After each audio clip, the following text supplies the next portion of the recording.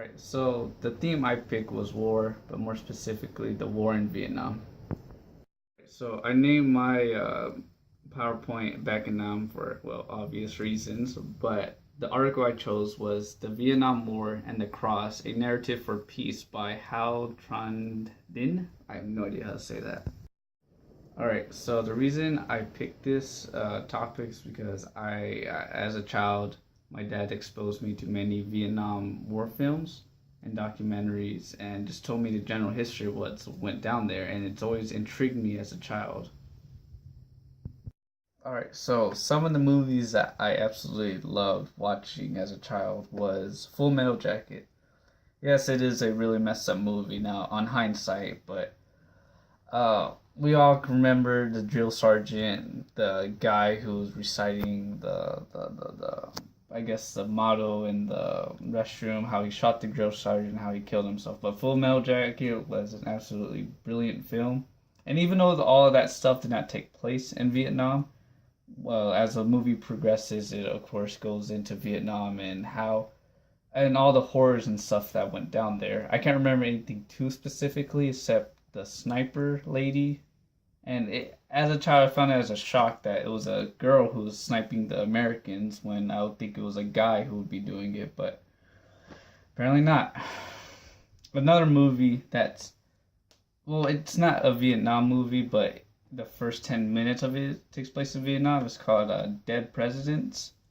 It's a crime movie, but the first 10 minutes of it take place in Vietnam, and it shows the battle and the horrors and trip mines, and it's kind of like how Saving Private Ryan started with a D-Day opening scene. It opens in like that with Vietnam.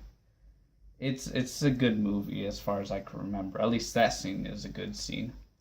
Another one would be Apocalypse Now, because we all know I think it's called the Ride of the Valkyries with the dun dun dun dun dun dun dun dun dun dun dun.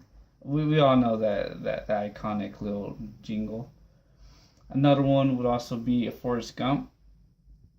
Not because it was strictly a Vietnam movie either, but because it takes place in Vietnam and it shows the acts of heroism that some soldiers displayed, such as Gump himself, and also the song "Fortunate Son."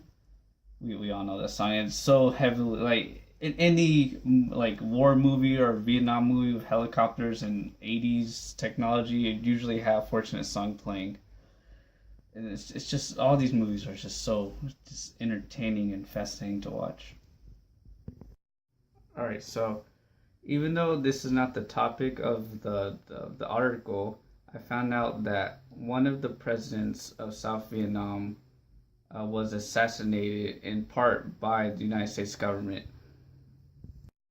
All right. Well, this is a complicated question to ask, but I think the reason I think this article is so important is because as humans we shouldn't be jerks towards each other. We should get along and try to leave the past behind us and move forward towards the future. All right. So the thesis of the paper is it examines the ethical significance of war narratives with particular reference to the Vietnam War and how war narratives can continue to foster anonymity for decades after the fighting. And a war narrative is it gives the people a common identity, a sense of solidarity, and a mandate for action. But what this really means is just it gives people a purpose to fight a war. So one of the narratives or war narratives is the North Vietnam narrative, and as put as by the author, it was a narrative of the working class revolution to overthrow the exploitative feudal system and the French colonial power. Or as Ho Chi Minh's words, one it was to overthrow French colonial powers, feudalism, and the anti-revolutionary aristocracy. It was to restore total independence to Indochina, and to form a government that belongs to workers, farmers, and soldiers, which means that Ho Chi Minh would just want to be free. He just wanted to be his own United States. All right. So on the next slide, we have Ho Chi Minh and the North Vietnam flag. This is from 1955 to right now, where this is also still just North Vietnam flag. And what I read is that Ho Chi Minh was kind of like at the United States has its George Washington and North Vietnam has its Ho Chi Minh. They were kind of the same. They wanted both George Washington and Ho Chi Minh both wanted basically the same thing, except Ho Chi Minh was obviously a communist. And onto our next war narrative, which was the Republic narrative, or as put by the author, it was the narrative of the nationalist movement to defend the homeland of free and democratic South Vietnam against communist forces from the north and against Viet Cong fighters in its borders. Or basically, I guess it would more likely be related to the North and South during the American Civil War, where the North wanted the South to not succeed, and yeah, it's kind of like the North and the Civil War. During the Vietnam War, there are 6 presidents. The first one being President Diem, who was in part assassinated by the United States government, and the last one was President Khai, who actually survived the war after he was usurped by the North Vietnamese forces. This is the South Vietnamese flag that flown from 1948 to 1975.